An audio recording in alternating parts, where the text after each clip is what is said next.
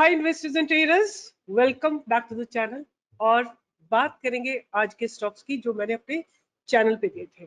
Are you present on my Telegram channel? अगर नहीं है तो लिंक डिस्क्रिप्शन बॉक्स में है, वहां से जाके चैनल को ज्वाइन करिए।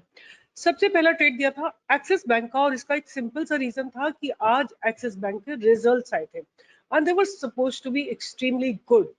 1105 पे बाय दिया था और इस स्टॉक ने आज हाई लगाया 1133 का सो फार जब मैं ये वीडियो बना रही हूँ। उसके बाद मैंने आपको स्टॉक दिया था भारत फोर्ज, एचपीएल इलेक्ट्रॉनिक्स दिया, इलेक्ट्रिक दिया था 371 374 के आसपास। इसने हाई लगाया था 382 का। उसके बाद आपको दिया था चंबल फर्टिलाइजर, 408 पे बाय के लिए दिया था आज के दिन फिर से, और उसने 411 412 का हाई लगाया था। उसके बाद मैंने आपको भारत फोर्ज दिया था 1285 पे, और इसका फुल टारगेट दिया था 35 पॉइंट्स का, और इसने पूरा टारगेट क्रॉस किया है। In fact it's still been blasting. Before we go anywhere, आज के दिन जो है निफ्टी बैंक निफ्टी दोनों बहुत स्ट्रॉन्ग ब्रेकआउट दोनों में आता हुआ दिखाई दिया है। एक बार मैं आपको निफ्टी दिखा देती हूँ।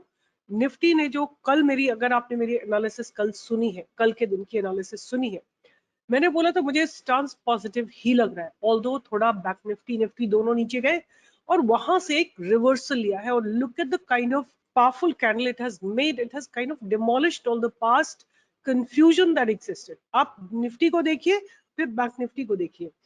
बैंक निफ्टी ने भी सॉलिड रिकवरी दिया, और आप लोगों से कल मैंने पूछा था कि ये पैटर्न कौन सा है। This pattern is called bullish harami. A lot of you have written that.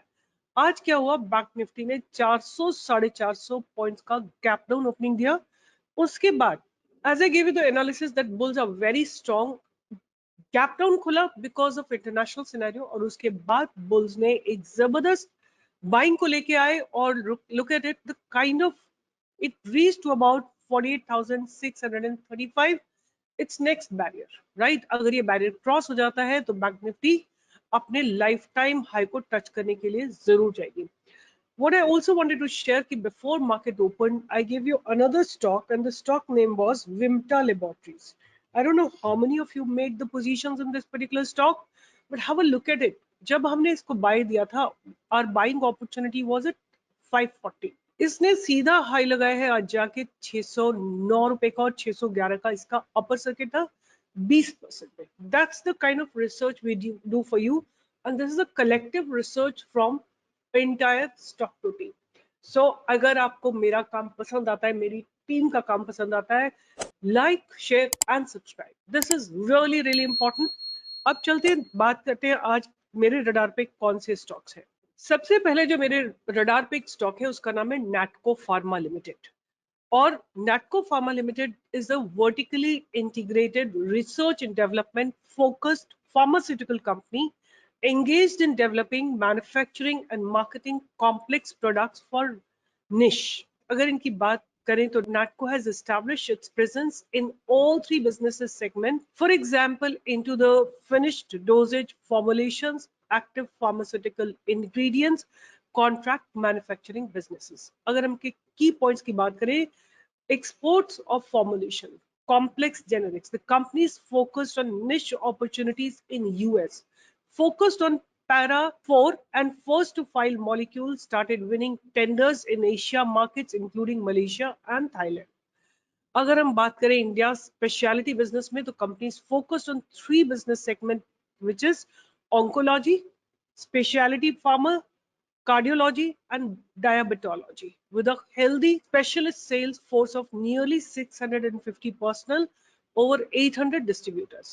अगर हम इनके API businesses की बात करें, as of year 2022, 44 active DMFs in the US with niche products under development, mainly oncology APIs and specialty products, attempting difficult to make chemistry with long synthesis.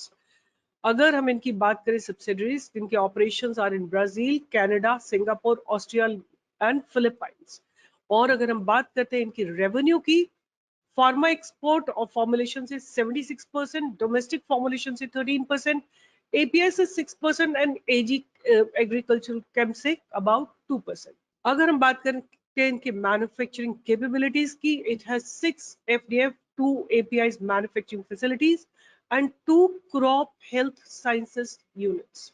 The company increased its R&D spends from 9% in year 2022 to about 12% currently, or 40 R&D laboratories in 2 research facilities with total 482 scientists. If a company spends money on doing research, means they are serious about their future. उसके बाद हम इनकी बात करते हैं strategic investment की. तो in February 24, company invested in 7% equity stakes in Aiwa Pharma Private Limited, Singapore. It sells pharmaceutical formulations. उसके बाद करते हैं नेटको फार्मा की स्टॉक एनालिसिस की. ROC is about 17.7, ROE is about 15.3%, and companies reduced debt. Company is almost debt free. Company is expected to give good quarters, and company has been maintaining a healthy dividend payout of about 28%. अगर हम annual revenue growth की बात करें, growth की, it rose by 37.57%. Quarterly net profit rose by whooping 241%. और अगर हम debt to equity ratio की बात करें, which is 0.03, which is less than 1, and which is actually a healthy point. उसके बाद हम बात करते हैं annual net profit की. It rose by 320%. Price to earning ratio is about 14.42, lower than the sectoral PE, which is about 41.75. Promoters pledges are almost zero. So this was about Natco Pharma.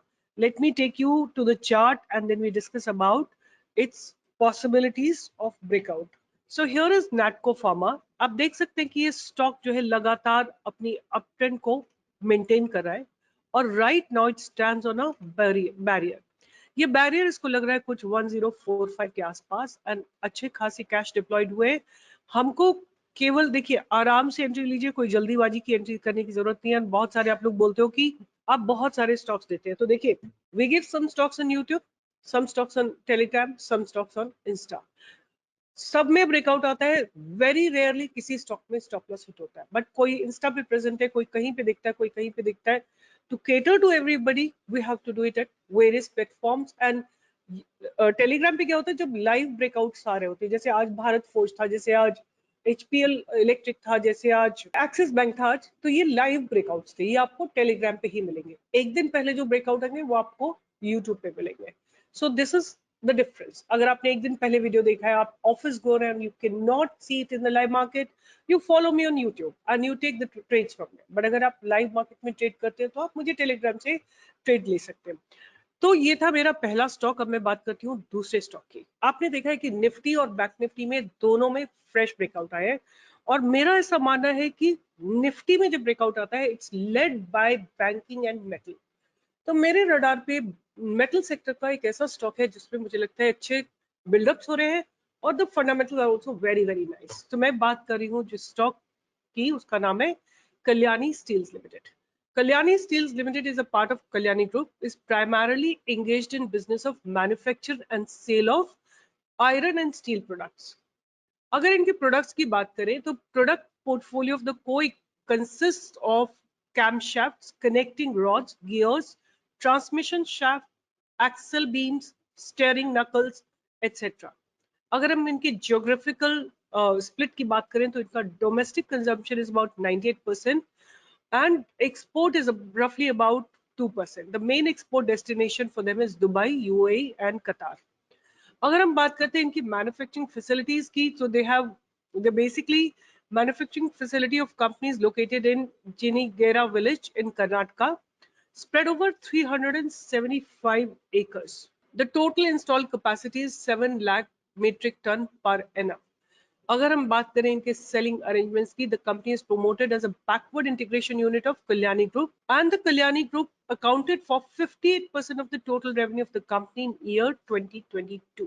अगर इनके investments की बात करते हैं, the company has total non current investments of 147 crores in preference shares, debentures of the group companies and subsidiaries. इनके पास एक contingent liability भी है जो कि 55 करोड़ की थी और अब जो है the company's contingent liability of 97 crore as of March 2022, out of which 55 crore is related to forest development fees and 25 crores is related to disputed rate difference claimed for iron ore supplies.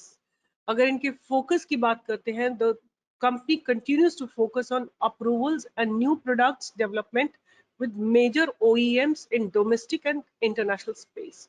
अगर इनके fundamentals की बात करते हैं तो annual revenue rose by 11.61%, quarterly revenue rose by 7.44%, and quarterly net profit rose by 67%. Debt to equity ratio is about 0.34, which is less than 1, and hence it is healthy. Promoter shareholding stayed the same in the most recent quarters, which is 64.7%. Stock price rose 185% and outperformed its sector by 83%. Return on equity is about 11.21% and in the normal range of 10 to 20%. अगर इनके dividend yield की बात करते हैं, it's about 1.11%. ROC is about 13.3% and ROE is about 11.7%. Right? अगर हम company के negatives की बात करते हैं तो annual net profit has fallen a little bit, which is 31% in the last year of to 167 crores. So the sector's average net profit growth for the last fiscal year was 42%. So overall, the company is looking good, Kalyani Steels, and I believe if the market goes up, if Nifty remains positive, this stock will also give movement. So I'll show you how does the stock structure looks like, and from there we'll try to figure out our targets, our stop loss and our accumulation zone. So आप देखिए stock ने अपनी long term trend line को honour किया है. Top से again एक there is a trend line coming up. आज के दिन इसने ब्रेकआउट देने की कोशिश की है अबव 923. तो मेरे हिसाब से एक अच्छी बाइंग की अपॉर्चुनिटी आएगी. 925 के ऊपर एक अच्छी बाइंग की अपॉर्चुनिटी आएगी for a first target of about 971. और अगर 971 क्रॉस हो जाता है तो आपको एक डायरेक्ट टारगेट जो है 1075 का आता हुआ दिखाई देगा और आपका स्टॉप लॉस इसमें बहुत स्ट्रिक्टली रहेगा 850 का. तो ये स्टॉक आप अपने रडार पे रख सकते हैं. Fundamentals are not really bad and the profits have been growing, which is a very important point. And this, both these stocks are cash rich. Both the stocks are doing pretty good. DIS ने अपनी holdings को एक में बढ़ाया है और एक में घटाया है, whereas FIS ने अपनी होल्डिंग को भी बढ़ाया है दोनों स्टॉक्स में. तो मुझे इनका स्ट्रक्चर अच्छा लग रहा है and they are forming a triangular pattern. This kind of a breakout usually takes you to the target of whatever previous high that has been made. तो मुझे लगता है कि अगर ये ब्रेकआउट देता है स्टॉक 926 के ऊपर अगर ये स्टॉक जाता है तो आपको पहला टारगेट 970 का मिलेगा और वो क्रॉस होता है तो आपको नेक्स्ट टारगेट जो है 1075 का मिलेगा. उसके बाद ये अनचार्टेड टेरिटरी में आ जाएगा. उसके बाद आप 1200, 1250, 1300 के टारगेट भी देख सकते हैं. With this, I'll be signing off, and do join me for live trading every single day from 10 to 11, where we come live and ensure that you make good money. और आपने आज किसी भी शेयर में पैसा बनाया है तो thumbs up बनता है, like बनता है, share बनता है, comment बनता है. I do read all the comments, but I don't have time to answer all of them. And अगर कोई important लगा comment तो मैं जरूर आंसर करूंगी. Bye bye, take care, and see you in the live market.